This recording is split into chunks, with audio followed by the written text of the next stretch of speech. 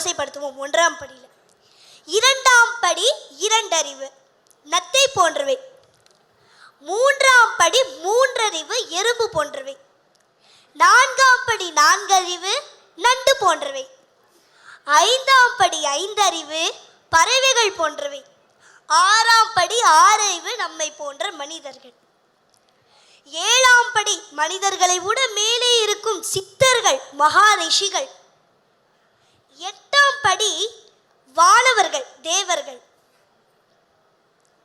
9வது படி இந்த உலகத்துக்கே முக்கிய 3 தேவர்களாகிய பிரம்மா, விஷ்ணு, சிவபெருமான். இவர்களுடைய 3 தேவிகளாகிய சரஸ்வதி, லக்ஷ்மி, சக்தி தேவி. இவர்களுடைய சக்தி எல்லாம் சேர்ந்து நம்ம மகிஷாசுர மர்த்தினியை நடுவில் வச்சு வரிசைப்படுத்துறது தான் இந்த 9வது படி.